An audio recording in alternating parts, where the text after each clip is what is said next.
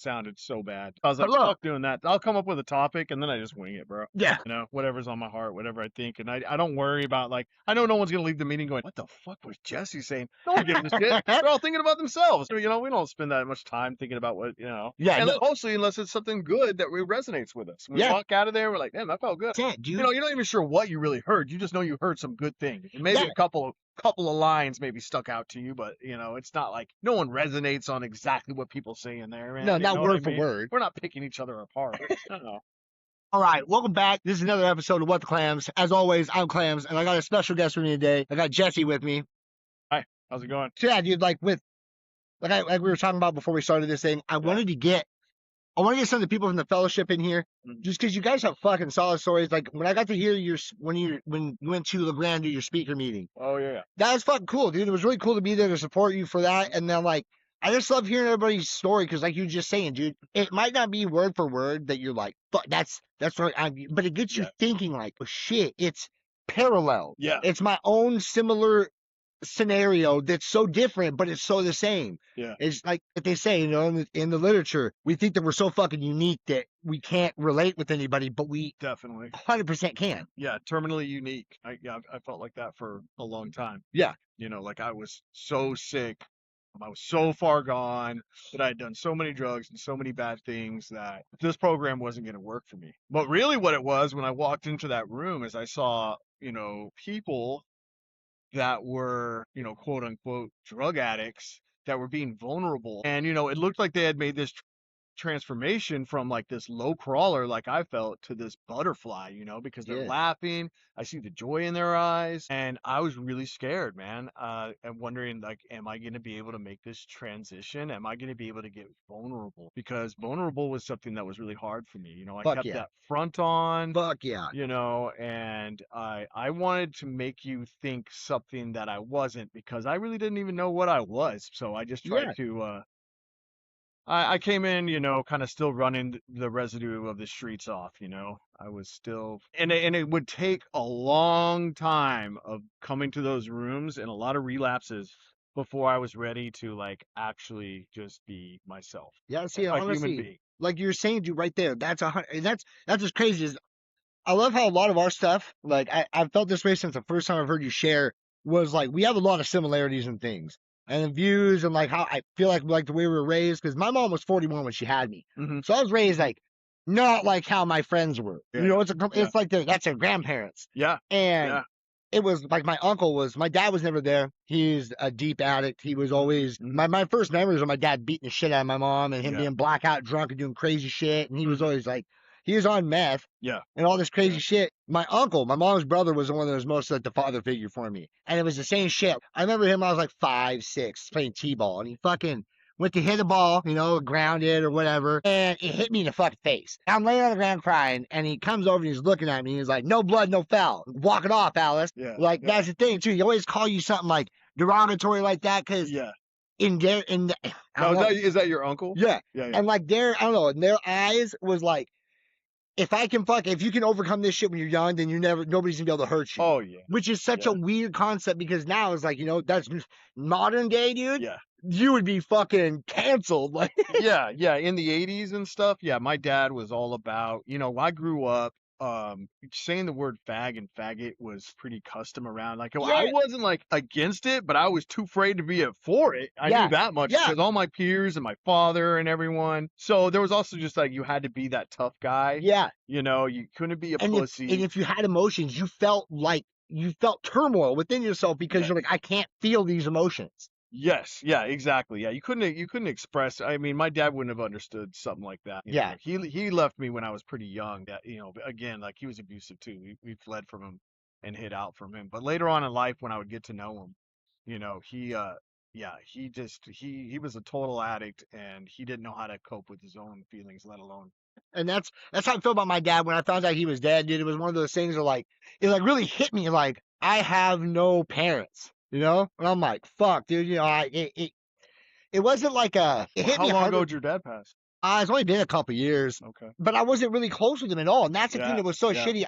That's why I didn't have a connection with my higher power for a long time. 'Cause I was like, how can there be a God? And my mom, who did everything for me, My mom was like mine. my mom was an addict too. She was a bad alcoholic Oh, okay. up Okay. until when I was born, and she stopped. Okay. And it was I was probably like 2 or so, I guess. I've Mm. heard some fun crazy stories from my uncle where he was living with us, and I guess I was laying in my crib and I was screaming my head off. She's blacked out drunk, and he came in there and grabbed her by the ankle and drug her off the bed and was like, "The fuck's wrong with you? Do you not hear your fucking son screaming his head off and you're fucking blacked out drunk?" So is that her brother? Yeah, Yeah. it's her little brother. And I guess from that moment they said like she pretty much she didn't go to any treatment. There wasn't, that's I don't know. They never talked about that kind of stuff until when I was going into. I mean, they talked about like the bad things. Of, oh, she overcame it. She quit drinking. Yeah. But when I went to treatment, I told my aunt, my mom's little sister, and she's the only one that's still here. My mom passed, and 4 months later, my uncle passed when I was 14, and it was like my mom, like the only parent I had, and then my uncle was like my rock, and then it was just. Then my grandma, who was the other person that raised me, Yeah. she lost my grandfather passed away in like 77, 78, and I think it was just too much on my grandma, And Watch her she's first gone. 2. Oh yeah, she's gone now. So do you have any older relatives? My aunt, You have an aunt still? yeah, Yeah. then She all live my here too? cousins, yeah, she lives in College Place. Did you grow up here? Yeah, Okay. I grew up like a couple miles that way. Like, In Milton? yep. Okay.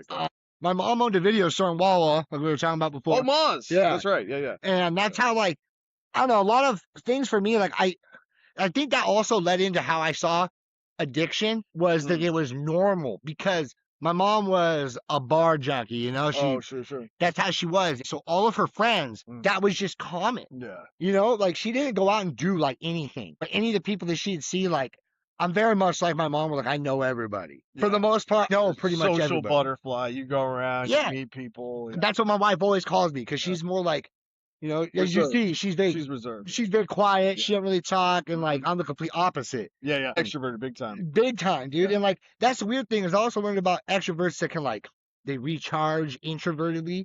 Yeah. That's what I have to do. Yeah, me too. And that's where it's weird because for me when I was a kid, I noticed that like everybody else is doing this. All my family drank, all my family smoked weed, all my family did all these things. Yeah. My aunt, when I told her I was going to the treatment centers when she first opened up, I was like, "Yeah, me and your uncle used to, we used drugs." And I was like, "Holy fuck!" Because to me, like they always seem like they just had their shit together. They had a nice house. They own a business. That's the thing too. Is my family had multiple businesses in them. My uncle has the shop. My mom had the video store, and like. There's a lot of functional addicts, Yeah, and that's the thing is I thought it was like you had to have the control. Yeah. Like I have to be able to control myself. Yeah. I used to always wonder what was wrong with me too. Yeah. But my disease, I choose to call it a disease, but I know some people don't like that point of view, and I have no problem with them having their own opinion too. Like it really does not bother me. I don't try to fight them on that. I'm like, okay. Yeah, what's the point of arguing? Yeah. They can be passionate about it in the other direction, and I'm fine. Yeah. But for me, it works out. Like I just like the way that it works with my mind because then I know that there's a solution, that's presented. And yeah, for me, my disease progressed, to where I started doing things that my other family members and peers weren't really doing, and that's like I didn't think that I'd be injecting drugs, later in life.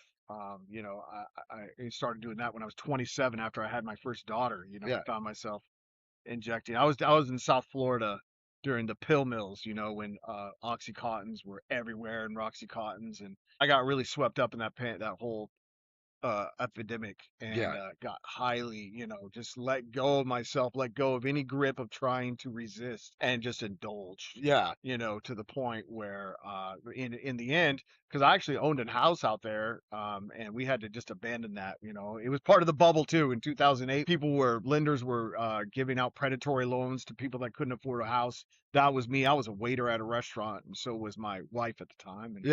And we took a loan that was way too much, and we got about 8, 9 months behind, and so that went into foreclosure, and we evacuated Florida. We had been there almost 10 years. Left my dad. Didn't even tell my dad I had left until I got to Washington. He lived there, and it's the same thing as you were talking about. I wasn't close to my dad really either. He was more of a party friend, like I would sell drugs to him, stuff like that. When he died, I was 2 days before I got clean in 2015. My mom came and told me. And I can't say that I really caused this horror. More of it was relief, it was relief. Yeah, it was relief because it was just he was just at this point he just needed money, and his health was so bad that it's like old Yeller, man, when he was put down. Yeah, It's just like it's a not just a misery good thing. thing. Yeah, it's just like quality of life was so low that I just felt that he could be at peace. So. Yeah, like what my dad did for me, it was like the only thing I felt was like I felt robbed. Yeah, I remember feeling like that when I was younger. I felt I robbed. wanted. I was robbed because like I would hear all these stories about my dad. My dad was like, I hear these stories from my grandpa. My cousin flew me to California and I met my grandpa. Yeah. And dude, my dad was born in Kentucky, but he was raised in Hawaii because Yeah. I'm a quarter Hawaiian. My Oh, okay. dad's half Hawaiian. My grandmother was full. And this motherfucker, dude, they'd have days of like, when they were in school, they go out and he had a fucking pet pelican. Oh yeah, yeah. He'd go out and My fucking dad had a pet monkey in Africa. That's yeah, right. dude, like Yeah, he had a pet he red did. fox when they moved down to fucking Yeah. California. Yeah. Like he just had this crazy life. He finished Willie Nelson's guitar strap. Just all these crazy. My dad was good at like everything. Yeah, Like yeah. everything you could think of, That's he awesome. did. And by the time I come around, it was like the addiction had just progressed too far. Sure. So everybody else got this like, yeah, he's a good guy, all this stuff. And I'm like, no, the Yeah. fuck he's not. Yeah, so you didn't get to experience that, you got my dad was in a band called Exit in California, and that was because of the exit they took in California. Yeah. So they called their band Exit. But this is a picture of my dad. Let me see if so that's him, and yeah, in Africa, well, he's in Saudi Arabia he's chasing a camel with his pants down and a step ladder. Yeah. That was the kind of guy he was, He didn't live very long here in the States. He worked overseas, and he never paid a cent of taxes or a cent of child support. Yeah. That was the Yeah. law. Yeah. That's my dad too. That's how I found out that I have a sibling. Yeah. So they're born Elizabeth. They identify now as Griffin. I was living with my cousin and we got some mail and I saw my last name. My last name's not very common. Opened it and was like $20,000 for child support because I was paying child support. Yeah. I paid child support, but I was behind at that time. Sure. And I was like, what the fuck? How did it go to 20 grand? And I realized it said it's for someone named Elizabeth. And I'm like, wait, what? And I look back at the top and it's my dad's name. And I'm like, oh, fuck. Yeah. I have a sibling somewhere. Yeah, so you thought you were an only child up to this point? Yeah, I did. Oh, I've met my sibling. They moved to, fuck, I don't even know now. They moved somewhere like more east, but like more southern. I don't want to say like Virginia or some shit like that. What, did you get a chance to like talk to him? Yeah, I went up and actually met them. They were living in Tri-Cities and I got to go meet them.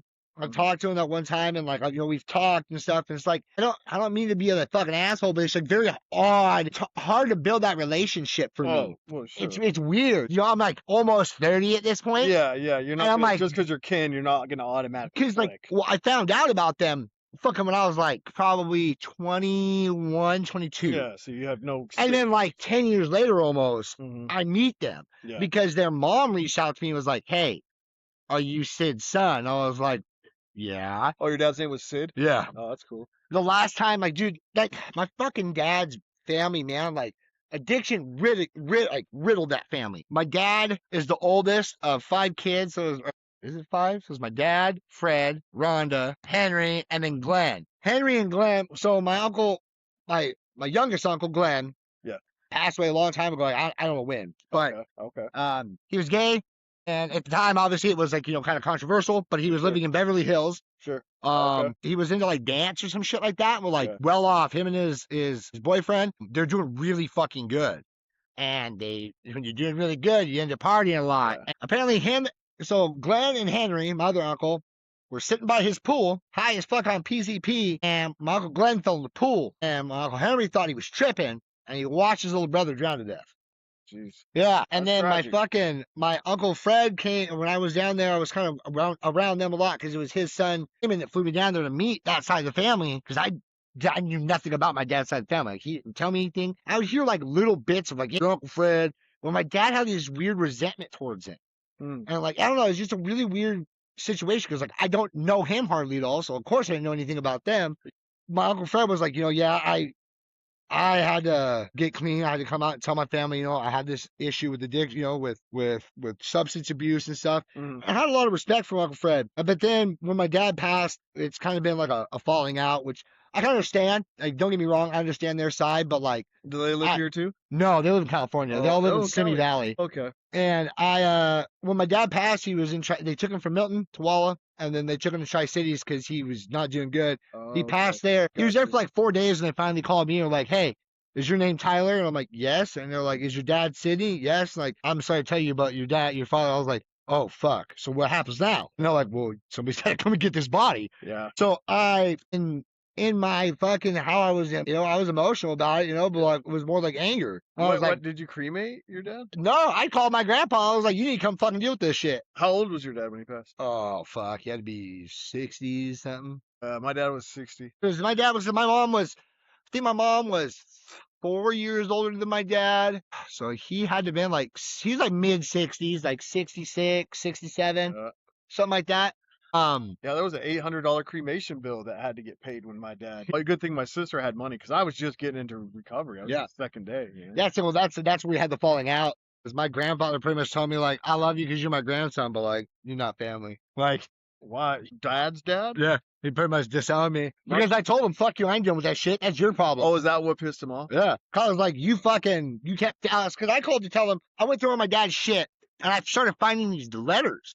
Yeah. My grandfather, my whole life, had been sending my dad letters and Christmas cards saying to tell Tyler I love him. Here's some money. I hope you buy him something. Oh, he wasn't doing that shit? Fuck no, he was just buying drugs with it. Yeah. He was bailing my dad out of all this because he had to cut my dad off because my dad he was in his addiction. Yeah, and he was, he's fucking $5,000 in debt to some drug dealers. They're gonna kill him unless he pays it, that kind of shit. And eventually cut him off. But I called to tell my grandfather, we do bad things. I didn't know that you had tried. My dad never told me, and that's when he blindsided me with like, I need to be honest with you. And it was because of me telling him, hey, come and deal with this shit. I have money. I'm not gonna deal with my dad's shit when he. Have you gone to treatment yet? No. Yeah. I was blasted when this shit happened. I got way even more fueled up. Yeah, and I got lit up during that time, dude. Like I dove. I was drinking heavy. Yeah. Heavy into the drinking, and I was doing blow like no other. Yeah. And just keep that party going. Yep. And like it was just one of those things of like another reason to feel like a poor me thing. Oh yeah, definitely. And I just fucking dove into it. It's justified. Yeah. Yeah. And like I don't know, man. It's been kind of a weird thing with that because it's like I know. Then my grandfather died. So it's like I never got that closure. My uncle won't talk to me either. And at this point, dude, I'm like, I don't blame them for not being in my life. Yeah. But I also went this long without them in my life. And like, I have love for them. Don't get me wrong. I always have love for them. But like, I don't feel bad either. It sounds fucked up, but like. No. It's not. My grandma disowned me and my sister when we were just like, 11 and 14. My sister was like 14. I was 11. Because we come home and she leaves a message on our answering machine, old school answering machine, saying she was disowning us because she heard we were dating black people, which we were. I had a black girlfriend at the time. My sister had a black boyfriend, and my dad told her, someone told her, and my grandma was this old like half Indian woman, old ways, how that is, man. So and she literally disowned me. And I did not feel bad. Yeah, it didn't bother me one. I've heard that shit before from other people that have like. And I love my grandma. Yeah, but, that's something that blows me. If anyone's gonna just let me go like that, I will let you go right back. Because that doesn't make sense to me. But yeah, just because you're family with people doesn't mean that they're gonna be there no matter what, and that you guys are gonna have similar views. Yeah. So my dad's side of the family was really screwed up. Yeah. And my mom's not so much. A lot of alcoholism, or addiction, whatever you call it. Yeah.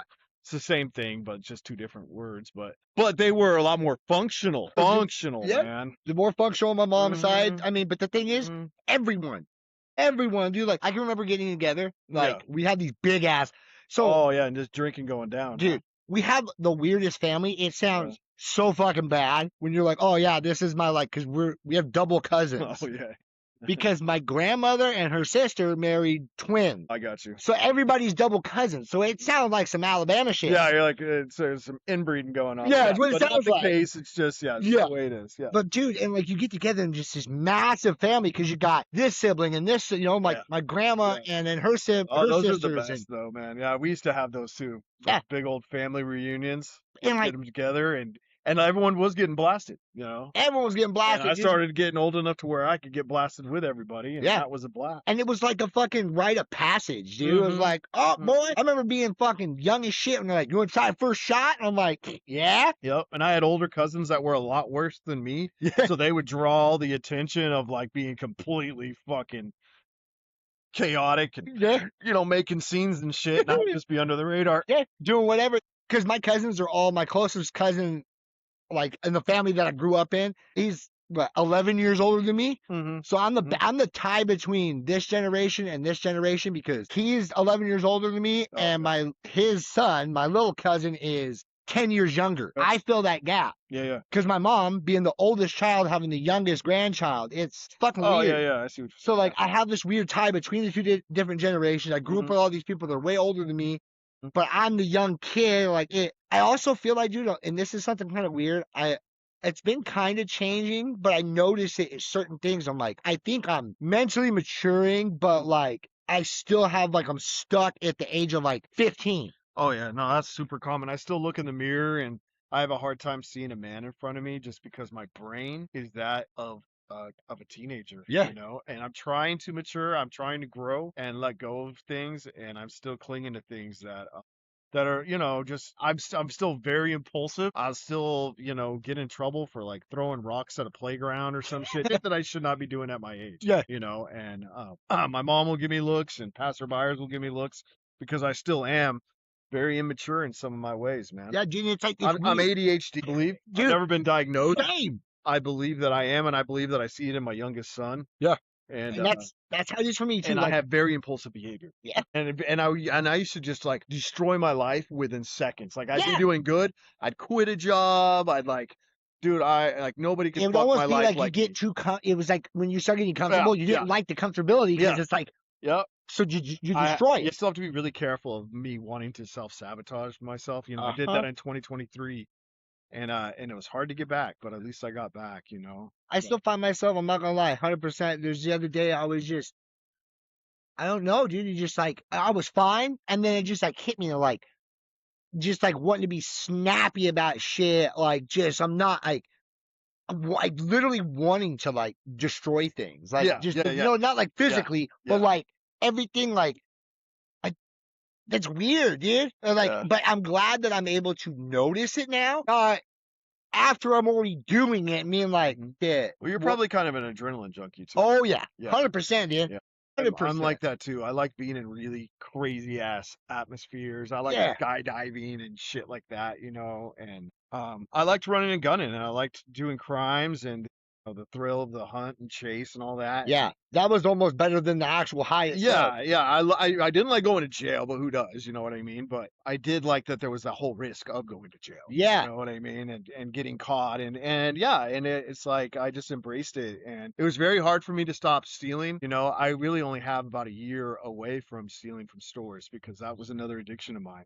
Now I started going. It was at a much smaller level, you know, because I used to push out big carts full of supplies, you know, Yeah. because I didn't care. Yeah. And I was very good at chameleonizing myself to look very calm, very relaxed, and people would thought, well, that just looks like he looks so confident. How can he be stealing? Yeah. He just looks like a middle-aged grown man leaving with some groceries. But yeah, and it's like as soon as I saw an angle, I'd want to take it, and then so I had to like really get away from that type of thinking because I knew that it would take me back out too. Because it's that thought of like, can't.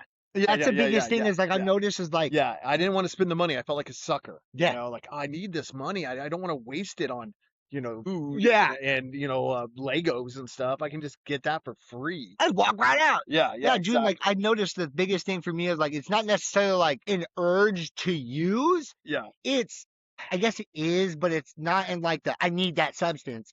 Yeah. It's right now I'm by myself. I'm like, like my wife's somewhere. I'm driving. I have like 2 hours of like, if I wanted to, I could stop at this dude's house, pick this up, bam, bam. No one ever know. Yeah. Oh yeah. Yeah. But yeah. it's like, Yeah. but you know, motherfucker, they're gonna know. Yeah. Like- well, yeah, and most of all, yeah, you're right about that. And maybe you do get away with it, but once I take a taste, man, Yeah. of that good, man, once I take a taste of that forbidden fruit, that obsession kicks right back in, Full man. force. And then I can't have, you know, and then I'll be like, well, I need to take some off days away from drugs. But man, I just can't find any off days. I just, you know what I mean? I just keep going. Your I'm like, schedule's Yeah, and I'm just like, I can't get away. And then, before you know it, because I like to do those drugs that there's a real commitment, like opiates or even meth, where now if I stop, I'm going to be either like super tired or I'm going to get, sick, physically sick. Yeah. So then, then it just has spiraled. And I know it's only a matter of time before I'm really busted out in life. Yeah.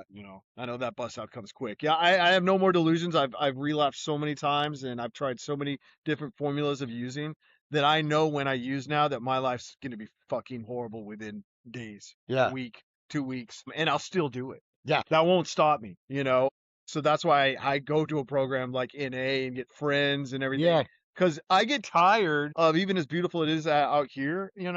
Like after a while, I get complacent in my scene. You get the fuck it. Dude, you give Fuck me this. a Lamborghini and a mansion, and in 3 months, it's just going to be a house and a car, Yeah, man. just That's a going to house. wear off. All outside validation wears off, man. And then I got I'm going to pointed be that out to looking. me in Yeah. treatment. There's one counselor, Danny, Promotions, dude. whatever. Yeah. It will wear off. Yeah. Outside success wears off. The hitting goals fizzles away, and then I get bored and I'm watching TV and the isolation will start. And, Yep. And yeah. And then of course I love self-medicating. I will always love drugs. Yeah. I wasn't addicted to drugs because I hated them. I love the shit out of them. Yeah, dude. I love the way they feel. I was very good at drinking. I could stay composed if I was doing Yeah. opiates on top of it or cocaine on top of it. I could stay composed and Yeah. but it just led me down so many other paths in life. So you bring something up because this was something that it Yeah. didn't at first it didn't hit me, but somebody brought it up in the Sure. treatment center, and I was like, "Fuck, is that going to be me?" Yeah, what's up with that? What was Did you ever feel Mhm. when you were going to get clean? What do I do now? Well, yeah, I didn't want to turn into Ned Flanders off The Simpsons. Yeah, You know who 'cause that is? Yeah, all I did was drink and party, dude. Yeah.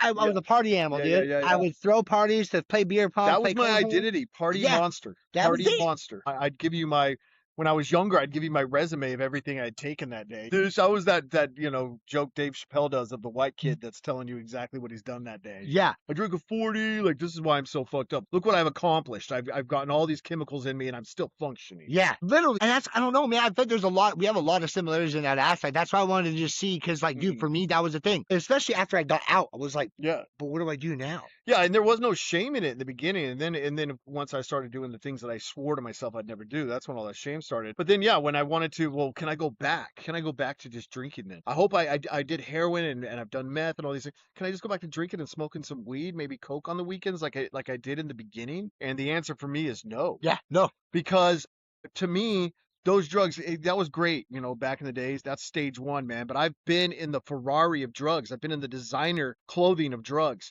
I can't get back into the Honda. Yeah. Because when I'm in the Honda, man, I'll go, fuck it, dude. I want to get back in the Ferrari. This Honda is just not This getting ain't me cutting there. it. Yeah, and that's how I've always been, man. Yeah. I always want to crank it up a notch. If I'm happy, I want to get happier. Yeah. That's how it was when I stopped smoking weed for work and shit like that. And then I got to a point where I was like, in a job, I was settled, and I was like, fuck it. Yeah. And I started smoking. I was like, I don't fucking even like this.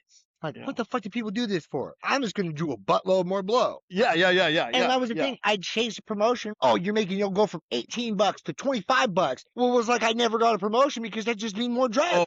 More money, more problems, and that was exactly how it was. Yeah, that is such a thing, man. I'm very cautious of success now. In 2020 was the YMCA membership director at the YMCA. I was the membership director, and then I just started at Windermere as a realtor. Yeah, and I was working these massive hours, and I never believed I'd have that kind of success. Not alone I became this director at the YMCA. Now I've become this realtor, and it did not take long before I'm on fentanyl and meth again, man. Yeah.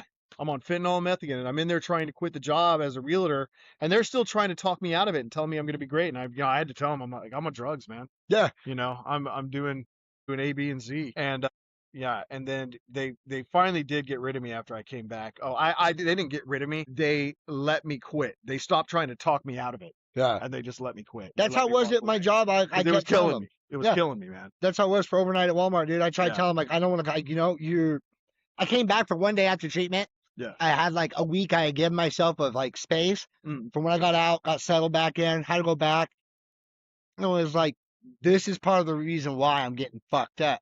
Yeah. This is part of it. You know, don't get me wrong, that was not the whole reason. I can't be childish or naive to say that, but Sure. But it definitely was a part of it. it was exacerbating. Yeah. You know, yeah. I actually closed my first realtor, my first house sale. I closed from the psych ward in Wenatchee. You know, and it was just the way my life was going. You know, like I was still trying to be this great, successful, functional person. But I was losing my fucking mind. And Yeah. here I am in a psych ward asking them if I could please have my phone back. So, and they laughed at it and they said, yeah, of course we'll help you with that. We've never heard of something like that. Yeah. And that I was like, you know, I have to let go of all this outer success and keep thinking that that's the way I'm going to love myself. Yeah. That if I can get other people to be like, oh, Jesse, you're such a good person, that then I can finally start loving myself. I loved myself the most in my life when I was in an Oxford house working a part-time job, making minimum wage. That's the most I've ever loved myself in my life. And that's what I'm trying to get back to. Yeah. You know, and that was just because I was doing this inside work. And that's what I'm trying to do now. Yeah. Is get back into that. But you know, I built a big life. You know, I own a house. Me and Morgan have, you know, a blended family together and a 6-year-old son. You know, I have this job, you know, all this outside responsibility, blah blah blah. And it gets a little harder. It's easier when you're in an Oxford house working a part-time job. Yeah. It's easier to work on yourself. Yeah, it's, you know, it's controlled space. It is. Yeah. And that's, yeah. because that's the thing too, is like for me, dude, like I have to say, when I talk about like relapse and stuff too, Yeah. I'm extremely like, I feel fortunate, and that's why I don't get too like, I don't ever want to be cocky about it because of how easy it is. Yeah. But since I've gotten in recovery, I haven't relapsed. Well, I didn't relapse for 7.5 years. Exactly. You want? I mean, like, Tyler, I tell myself, like, right now, like, I'll be honest with you, I didn't used to think like this. I really don't know if I'll ever use drugs again. Yeah.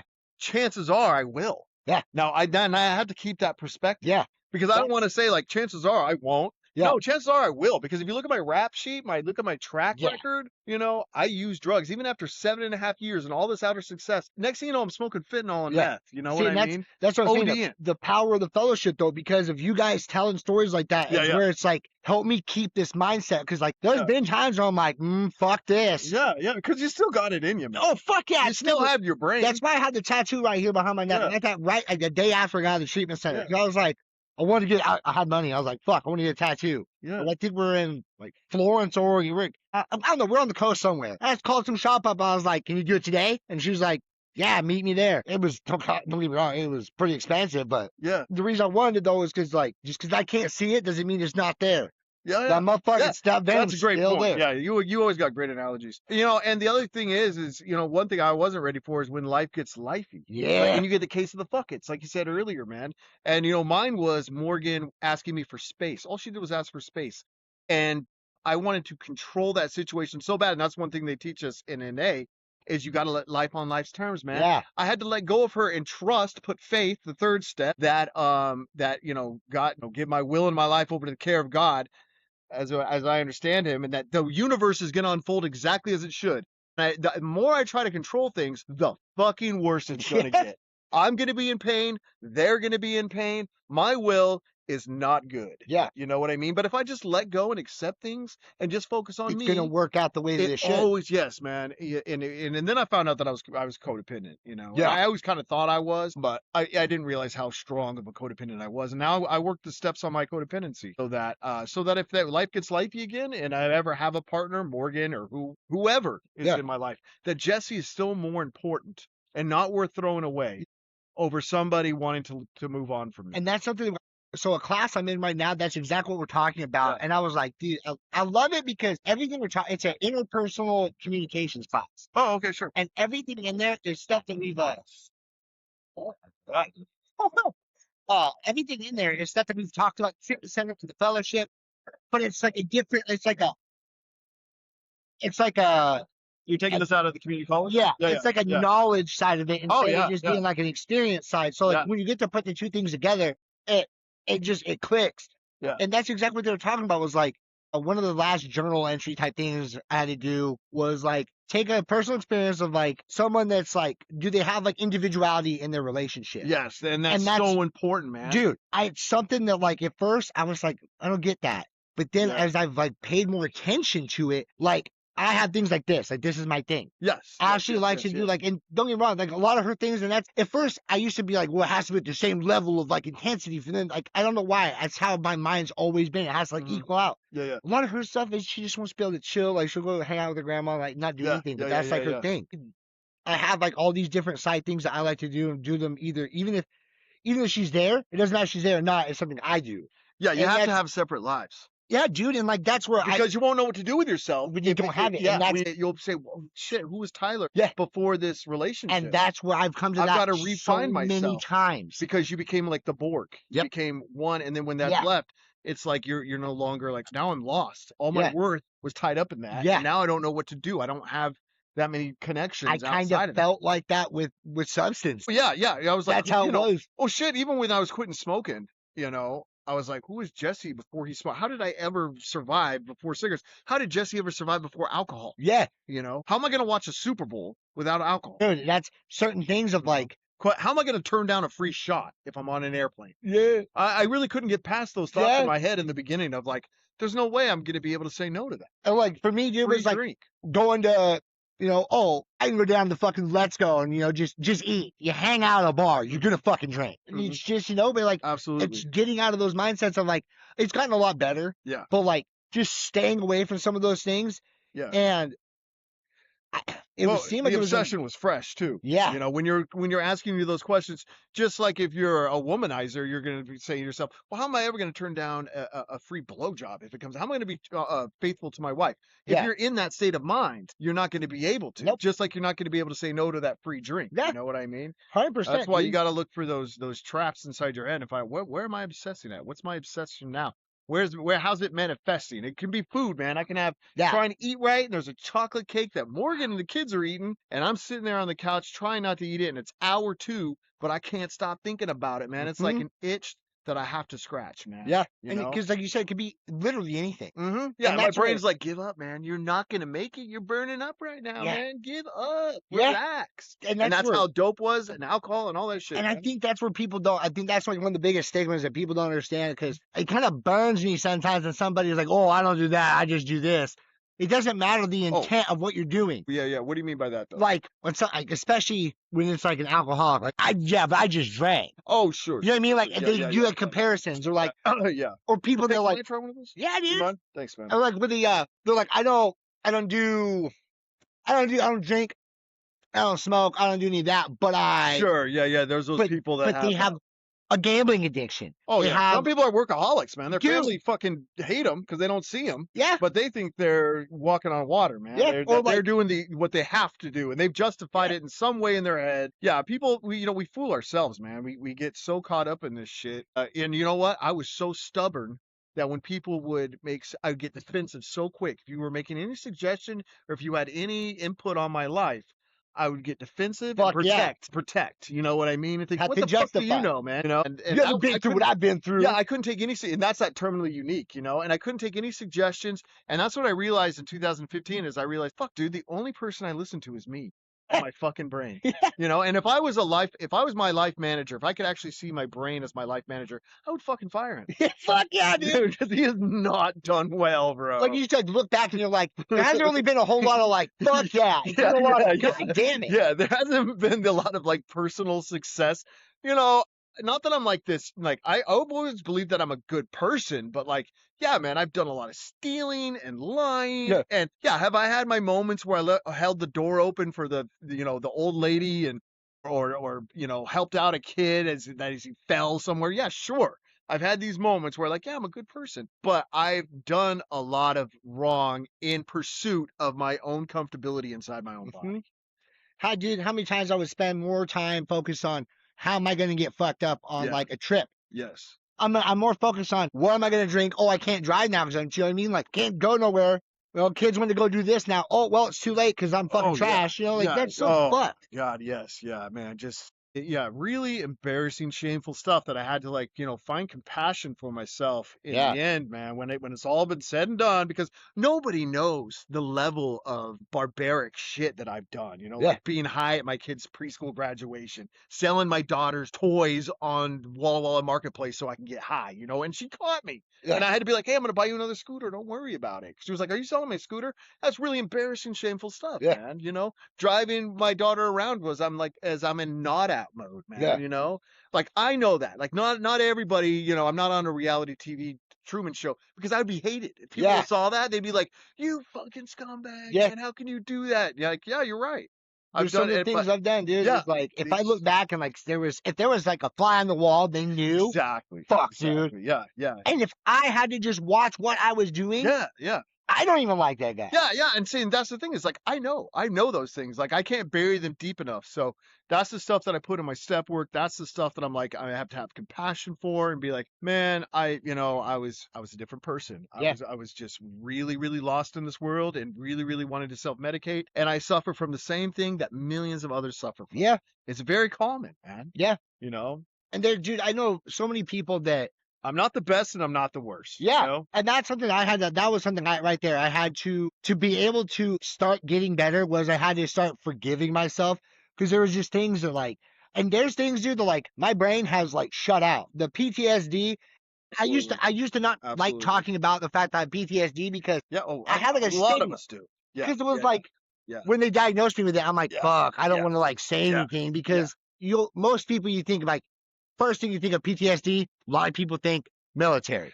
Yeah, it's a form. That's a form. And you that's get PTSD in so many ways, man. Yeah. Whether it be sexual or from living a gang life. I mean, come on. Yeah. Man. Anything, or being abused in your home by your parents. Yeah, dude. Like when I told the what is she, the psychiatrist or whatever in the treatment center, so they have you sit down, they do like this hour-long interview with you, and she's just sitting there like staring at me, and like when I get going, I'll look off somewhere.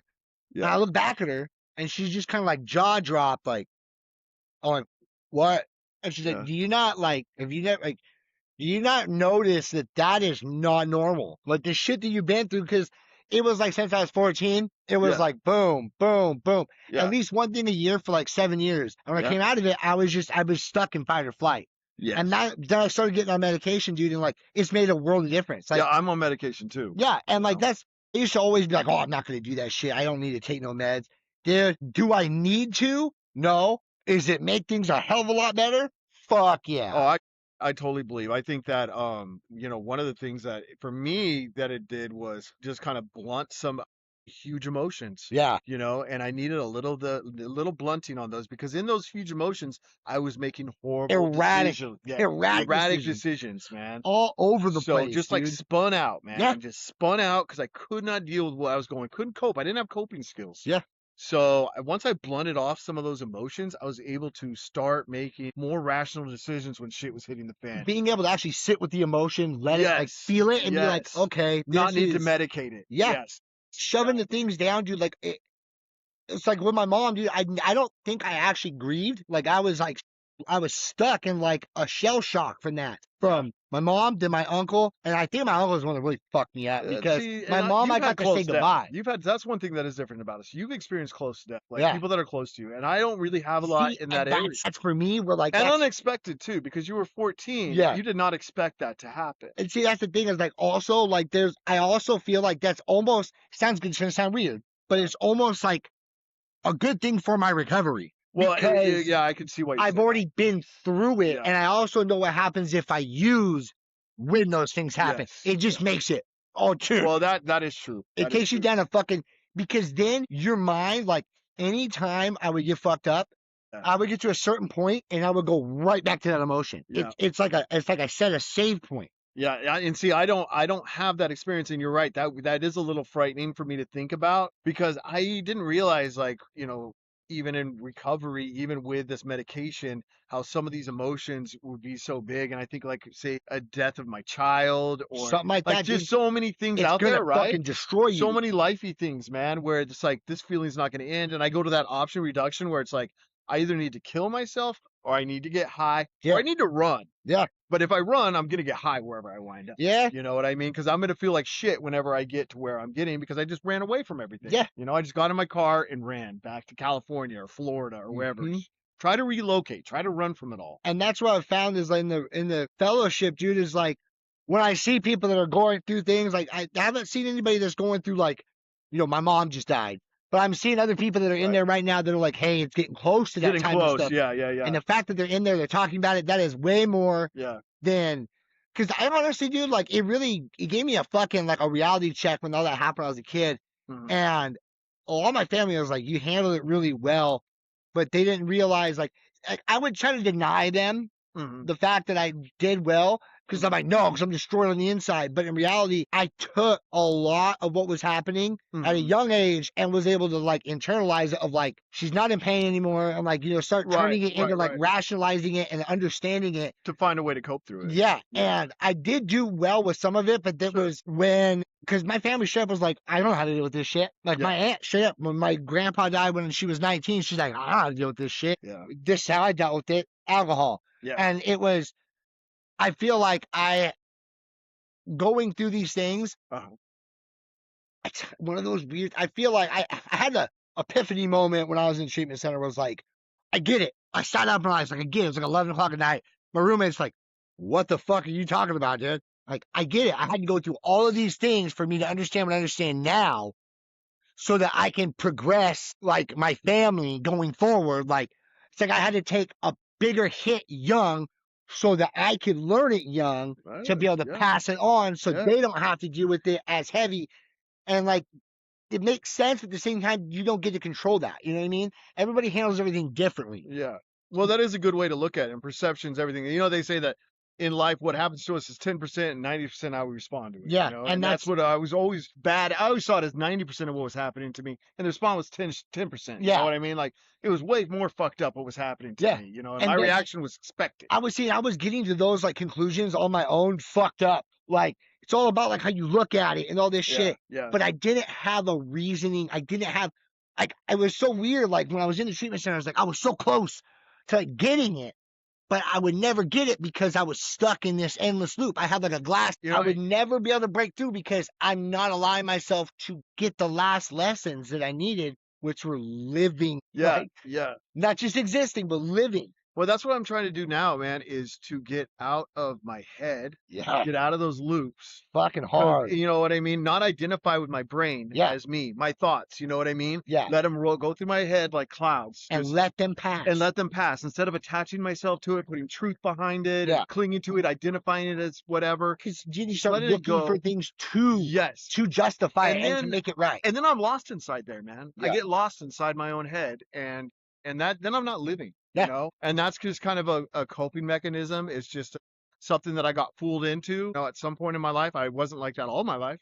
Yeah. But because I do remember a time because when I'm present, the earth smells better. Yeah. I notice things, I'm more at ease. The I'm more small- at ease. Part about disease, when you say like, I don't know, I like calling it disease. My mom said this to me when I was 10 years old. She said, Jesse, you are not at ease with yourself. You are dis-ease. And I thought, what a great way of, because that's how I felt. I felt like I have a dis-ease. I have a dis-ease. I have a disease. Yeah. And I'm not at ease with myself, and I've always wanted to be at ease, at peace with myself. Yeah. And that's what the dope did. It would silence my mind for a while and I'd find peace, man. I'd be numb. I'd forget about all the bullshit and I'd be at peace. So I always liked that when I thought back. When I was like 11 years old, my mom told me that. I was like, that's really fucked up, Mom. But later on, as I reflected on it, I was like, God, that's a great analogy, of this is I was diseased. I was not at ease with my body. My grandma hit me with one of those things too, was like you're going to live a hard fucking life with that fucking attitude. Cause like, dude, if it wasn't my way, everything would melt down, man. That's so true. Yeah. Yeah. That's not accepting life on life's terms, right? Yeah. Like bullshit, man. No, this is going to go down like this. I'm going to make it happen. Having expectations, and when those expectations aren't met, getting resentments Yeah. to the fuckers that are between me and what I want, man. Yeah. Well, she told me, sometimes in life, Tyler, you're gonna have to do things you don't want to fucking Yes. do. My mom told me that nonstop, Yeah. man. Nonstop. You know, we grew up poor before she remarried, and she was very grounded and down to earth, and she would try to teach me all these lessons at a young age, and I resisted. Yeah, I dude. resisted. And that's the thing too, is like there would be times where like it would like hit me like fuck, dude. Like it would hit me hard, dude, of like when my kids are doing stuff, I'm like fuck, you know, like especially because I get fucked up. And I would start crying, dude, and the kids are like, "What, Dad?" And I'm like, I really wish that your grandma was here. And like, but that's the thing, is like, I have to be the one to carry that over for them. I have to be the one that's fucking telling them what she would say, how she would feel, instead of just like imploding on it. I have to be the one that projects that out and shows them that. Yeah. And that was something I couldn't get my head around, I guess, for a long time. Yeah. It was really fucking hard. And it trying to like, there's certain things with my kids, so I like try to explain to them, like, until you get a little bit older, I can't really explain it. Like with my daughter, she's kind of getting closer to the age, but like, You have a 10 and 12-year-old. Right? yeah. And she, you know, like, the world's ending, and like her mom will bring up, and like, I'm like, fuck, you know, like, you're not wrong, but it's also like, you can't use that because it's not, I don't feel like it's going to be beneficial at the moment. But Yeah. she'll be like, you're fucking freaking out in the well about like this certain thing, but you realize with your dad, like 2 years from now, imagine he's just not there and I'm dead. And I'm like, you know, she's not wrong, because that's how my life was. Yeah, yeah. But it's like everybody's life is different. And I've finally been able to wrap my head around the fact that like I can't judge. I've used this before on the podcast, but I don't know if I ever told this in the group. My best friend, he was raised by his great grandmother because his mom abandoned him and his brother with her grandmother, so their great grandma. Okay. I used to think that his life was worse because his mom abandoned him, and he used to think that my life was worse because my mom died. And when we finally had that conversation, we both went, but they're both fucked, but they're both, you know. Yeah, they're both gone. They're both fucked, but they're both. Both situations are fucked. Yeah. But like, and then we realized you can't compare that though. Yeah, yeah. And like, I don't know, it was like, I was a really like, I don't know how to like describe it. It was like, we both were like, had like an epiphany of like, we really grasped that when we finally sat there, and we've thought that for years. Yeah, and But when that's we finally had that spiritual awakening. conversation, Right? That spiritual awakening where you kind of had a breakthrough and saw something in a new light. Like, and we're both like, fuck, I'm dude. gonna grow from this. I'm gonna see, you know, and that's what I like about spiritual awakenings. Is like having this insight on what's been going on and being like, oh, okay, that's a good, you know, and it brings us peace. Yeah. To find insight into situations, things that you've been thinking about, obsessing on. Oh man, I always feel bad every time I see my friend. I think about it, his mom abandoning him. Yeah. You know, that's a fucked situation. But then like, man. because then we told like the other side of like, it's not as bad as you're thinking though, because he's like, it was the best thing though, because my great grandmother gave me everything, you know, like he's like, you know, I know I'm spoiled as shit. Yeah. I got everything I can fucking want. And then for me, it was like, you know, my mom fucking did everything she could for me up until the time, you know, when she did die, and she taught me a lot of good things that built me to be who I am now. And it was like one of those things of like, so it's not good. Neither one's good. Neither one's bad. It's just that's our path. Like we can relate to each other. We find identification with each other, but no one really knows 100% what it's like to be another person. Yeah, because that's another thing too. We're having a one-on-one experience in our own body. That's all we get. Is I'm in this avatar, you're in that avatar. You had a bunch of experience. You got the name Tyler. They threw the name Jesse my way. And we're doing the best we can in completely different situations, but with some very similar situations. Yeah, let's say you and I are twin brothers, and our mom dies. What I experience and what you experience are not the same. Oh, yeah. Because it's your life, even though it's the same, it's a shared scenario. Yeah, exactly. But your bond to her and my bond to her would be completely, it's a different. Things that were said, how we felt about that, how your brain works and my brain works, how I see the world, how you see the world. And that's something that like, it really, you know, like that. It's another way of looking at it of like, the green you see isn't my green, you know? I've heard that a lot, and like that. Oh yeah. Your truth is not necessarily. Yeah. Definitely. And that's where like you said, the perception thing. Cause I remember like, I got in these moments when I was trash, like with family and stuff, and like my buddies, and I get like all preachy about like, no man, it's about like this, you know, like perception and how you look at it and this and that. And I was like, looking at it now, I'm like, dude, I was so close to understanding, but there was a big part of it I was never going to get it because I was stuck in that loop. Yeah. Like, how do you feel about it when someone you meet, say like just someone in life, doesn't like you? Like even it like tells you to your face, like, you know, Tyler, I think that you're cocky.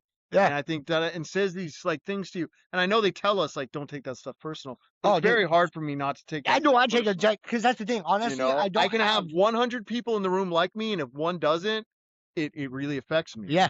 And I don't know why it's Yeah. that way, I man. don't. I honestly, I don't have a lot of those experiences. Yeah, I And don't either. I'm a kind of a likable I person. try to be as, and that's the thing. Maybe Like, that's what is lack of experience. So when it does come my way, it kind of it's affects especially me. like me and my kid's mom, like we're on way better terms. But like when it was Mhm. bad, and she was like, "No, that guy's a fucking piece of shit." Now I have had that. Like, Yeah. where Now- that's kind of a And I'm that's like, both ways where we're fighting with our old yeah. And I'm like, ex fuck relationship. you. Like that's not the truth. Like I've never really had anybody that's like, fuck you. Because even like, Yeah. especially with dudes, because even when it's like, first, like, I don't know if I really liked you, Yeah. but we both would feel each other out to more like, you ain't that bad. Exactly, I don't know, that's how it's always been. And like, exactly. I also feel like I try my hardest to at least see things from somebody. I'm gonna have to agree with it, Mhm. but understand where they're coming Yeah, from. I've always liked this that it's better to understand and be understood. I Yeah. like to kind of, because I am kind of I am kind of a put myself in other people's shoes Yeah. type of guy, man. And I feel like that's what makes it more easy for me to like, I think that's what makes me what my wife calls me a social butterfly, is because I'm like, Yes. when I was at the bar, dude, that's like one of my biggest things. I talked about this a lot before I got sober. Was if somebody's sitting at the bar and you can just tell they're having a horrible fucking day, Yeah, like they're just not feeling it. I could think they're wearing the fucking stupidest shirt in the world, but I'm gonna fucking try to relate and be like, you can tell. Obviously, they like that shirt. That's why they wore that shirt. So I'm like, hey, that's a fucking badass shirt. Try to pick them up a little bit because I know what it's like. I am very good at that too. Yeah. Where I can talk with people and people are going to feel better. Yeah. After they're going to really start to. And it's a projection. They're going to get close to me quick and open up to me quick. Because it's like a projection. I have that skill. Yeah, I never looked at it this way, and so they pointed out to me like I reality checked a lot in the treatment center because they're like, you do that because it's a projection. A projection of like of something you're going, like you could be in that same spot. You would want somebody to do that for you. Yes. And it's like, I agree. And I'm like, fuck, dude. Yeah, I agree. There was my biggest thing is I don't want somebody to feel like how I felt. Yes. I always called it the drain. Like I've sat right at the edge of the drain for years, and I'm finally starting to get out of that hole. And I know what it's like to be farther down that hole. And like, I want to throw that buoy, throw that life preserver out. Yeah. Because it sucks down there, dude. Oh, I know. It does, man. The most hopeless feelings ever that you can find out there. And misery loves company, dude. When you're down there, people that are at the drain are going to pull other people down with them. I used to have really bad road rage, and then I realized that, I do my fair share of fucking cut. I do my fair share of dick moves. So now if somebody, fucking cuts me off or does some stupid ass shit that I know they don't intend to do, I usually am now quicker to give them a pat. You motherfucker. Yeah. But what if that person is rushing to the hospital? I still might have it for a second, depending on the day. It's not like I'm perfect every day. I have found myself now where I don't let that affect me in the way that it used to. Because then I start thinking, like, what if that person's rushing to the hospital because their fucking wife's taken? Dude, who knows? You don't know. Yeah, we don't. You don't know what's happening. And then it doesn't fuck me up because getting that rage and anger, I realized it was really just poison. Yeah, I try to give people and it's more addicting. the benefit. It's addicting. Anger is addicting. I know people that are just, I had associates that work for me at Walmart, dude, and all they were negative. Yeah. And it's hard to be around that. Yeah. It is. It's and hard. If you start seeing other people, if you're not there yourself, like if you're in a negative around other negatives, it's not so bad. Yeah. Because you're all just negative. When you start seeing other people start turning more negative, it's like a fucking virus. Yeah. It is. And it does, dude. It eats. I think the biggest thing that we gain from the fellowship, dude, is that hope. And that hope is super fucking powerful because if we all were just like, oh, this don't matter, fuck it, the world would fucking end. Yeah. We would just destroy the planet. But when we at least have some people that are combating it with like a positive attitude of like, I want things to be better, that's what you have to, it's like the yin and the yang, dude. Yeah. Hope is one of the only spiritual principles that we can give to each other. Yeah. I can't give you honesty. I can't give you courage. But like I can give you hope, man. I remember having hope for the first time, and I love that. I am an example of hope. I've gone from an example of dope to an example of hope. Yeah. My sister would tell my nephews, don't fucking use drugs. You're gonna wind up like Jesse. Then they use drugs, and she says, well, if you get into the right program, you'll wind up like Jesse. Yeah. And that's what I became. Is I became the flip side of the coin. The success story just for today, because I know how fast I can get ripped out from under my feet, man. I used to tell my staff at the YMCA. When I'd be having an interaction with somebody that I'm having to kick out for using in the bathroom, or they're coming in loaded, and I tell my staff, I'd say, one day you might have to be kicking me out of here high, because that's how quick this shit changes. Yeah. You know what I mean? You never know. I don't ever have this thing licked. No. Like before you know it, 10 years from now, people would be like, oh, Jesse was doing so good. Yeah. Look at him now, man. He's completely homeless, broken down. Oh, just gone in his head, mentally trapped. And that's all it takes is just one. It takes one bad decision, one bad thought. Yeah. that leads to a decision that Yeah. leads to You can get real lost. yeah. And then when you So look back, fast. you say, God, I've come too far to go back. Yeah. I've come way too. How am I ever going to get back to where I was, man? I've trashed it all. Yeah, and that's a really big Relationships, jobs. I've burnt all the bridges, everything, man. dude. Destroyed my insides. Yeah, Yeah. I'm gone. Yeah. You know? Got a huge record now. Yeah, you can get pretty lost out there, man. And, All right, brother. Well, yeah, I'm gonna call on this one. Yeah, I yeah. really appreciate you coming over. For sure, man. Like I said, we still have plenty we can talk about. So I'd love to run this keep it back at go some on. point, dude. Yeah, for sure. All right, man. Yeah, pleasure.